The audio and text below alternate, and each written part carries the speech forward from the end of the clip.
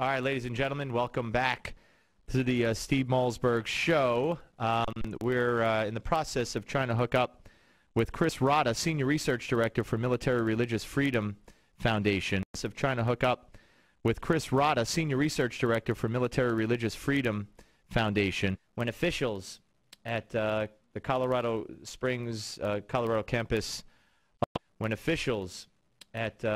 Colorado campus, current cadets would be allowed to opt out of the oath, the final phrase of the oath of their honor code, in which they reaffirm each of their 4 years, in which they reaffirm each of their 4 years. The current oath reads, if I may read it to you.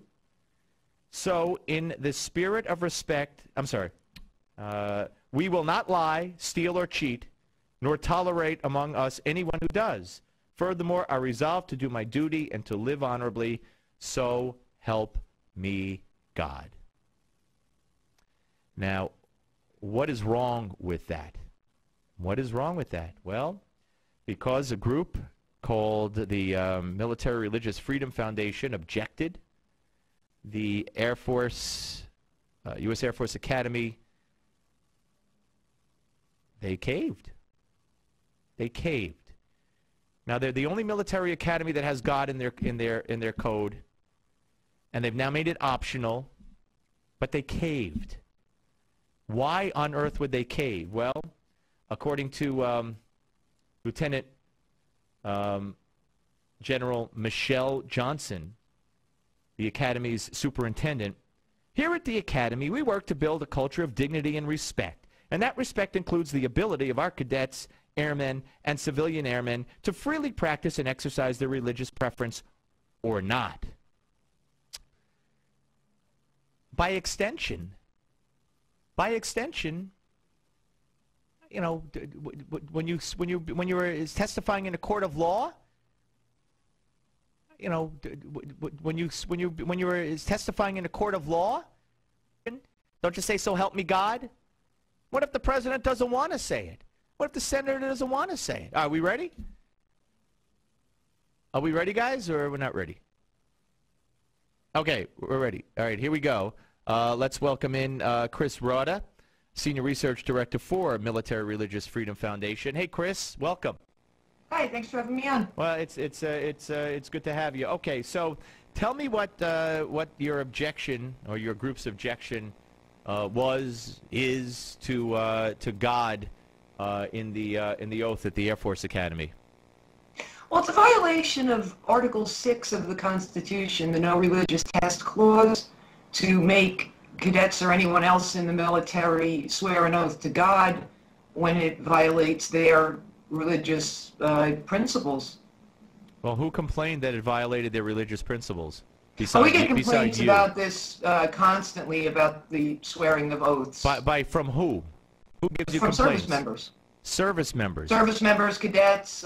It's one of the most common complaints we get. And people contacting to ask us if they have to say it or not.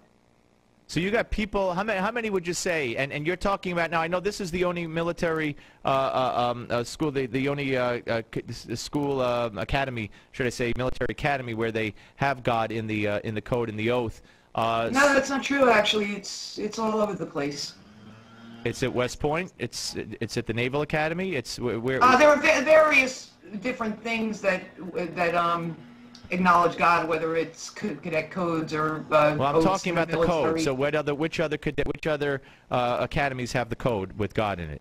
Oh, I would need to look that up specifically. Well, then how do you know I'm wrong? How do you know I'm wrong if you don't know? How do you know I'm wrong if you don't know? I'm sorry, at the Air Force Academy, it's an issue. How do you know I'm wrong if you don't know?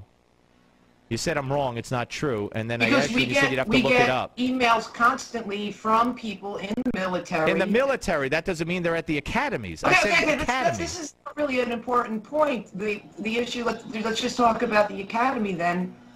The oath specifically at the academy. There are people, cadets at the academy, who it's against their religious principles, and not just atheists. Many Christians do not swear oaths to God because it violates, I believe it's Matthew 5:33 to 37.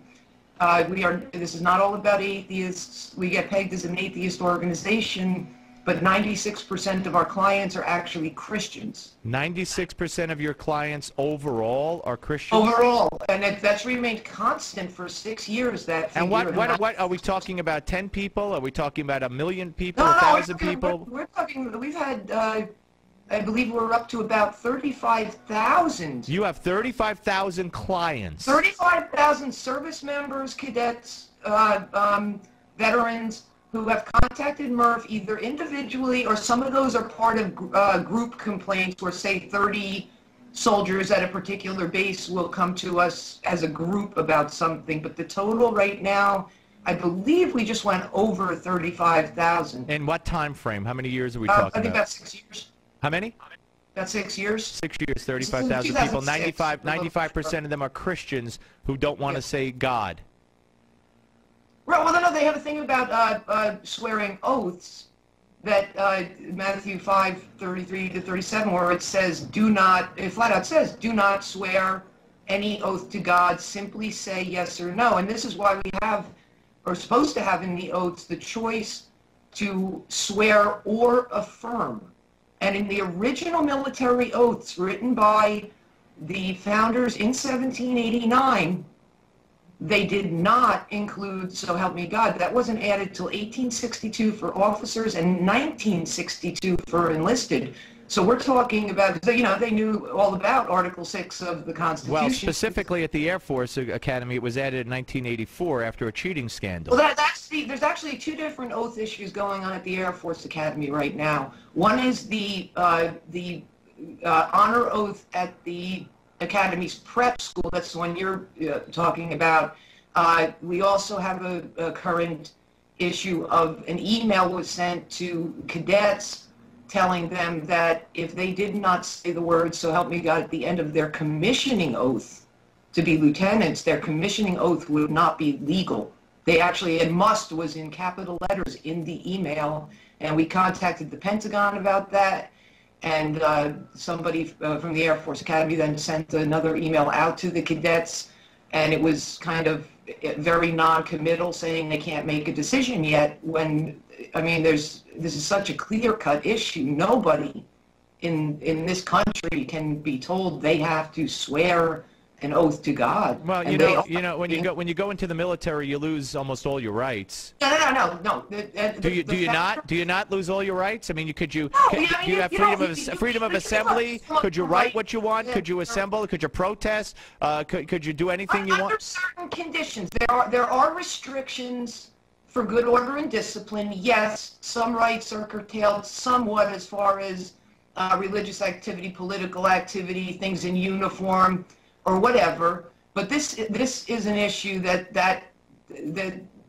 not any sort of factor in this particular issue. This particular issue, Article 6 of the Constitution, nobody can be forced to swear an oath to God for any position with the government. To me, when you're in the obviously this was done, and it's been done, and it hasn't been done against the Constitution, or it wouldn't have been done. It's like this myth of separation. Wait, let me finish. It's like the myth of, can I finish? It's like the myth of separation of state, church and state in the Constitution. It doesn't exist. It says the state shall establish no religion, and you would be the first, I'm sure, to champion. You're making it sound, and I'd love to see your list. Any group could come to you and say, we're a group and we represent 10,000 soldiers, and you would count it as 10,000 people you represent. I don't know. I'd love to see your records and your books and count up the 35,000, 95% of whom are Christian. That I'd like to see. But that aside, and Ron Cruz organizations say are coming to them with complaints. Okay, but that aside, they're keeping their clients anonymous, and we keep our clients anonymous. Okay, sure, that's easy. Well, I got 1 million clients and I keep mine anonymous. But But the fact Do you take at face value when those groups say they have X number of clients, X number of people coming to them? I'm not talking about other groups. I'm talking about. But I mean, you know, apples to apples. When they come on, I'll talk. When they come on, I'll talk to them. You're on, and I'm talking to you about your group. And the fact of the matter is, you know, you make it sound like you're representing Christians, but certainly and not atheists. But I'm sure your group would also be in favor of taking away a cross on a mountain that honors dead soldiers, if it violates a military or taking away any form of religious freedom. If someone disagrees with it. We are not an anti-religion organization. Get that straight.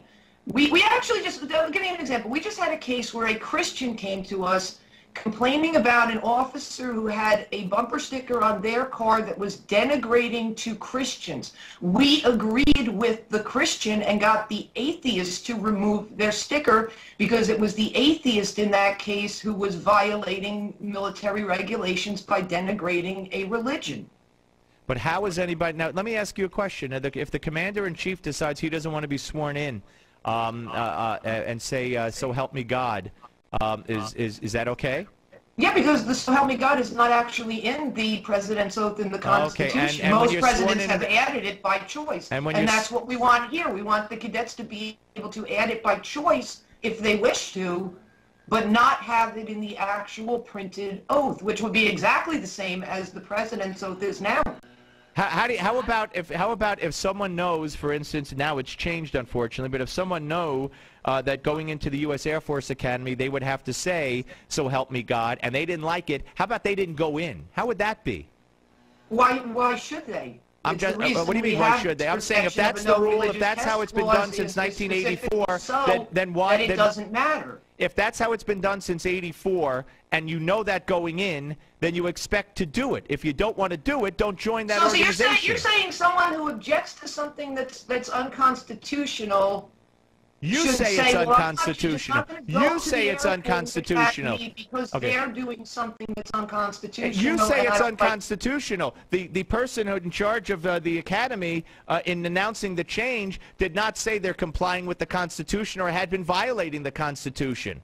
But we are saying that they are violating the Constitution. Right. Well, you would say that a cross on a hill honoring troops who died, if someone objected, you would take their case and say that's violating the Constitution. It depends. And we have actually disagreed with some other organizations and the things they've gone after.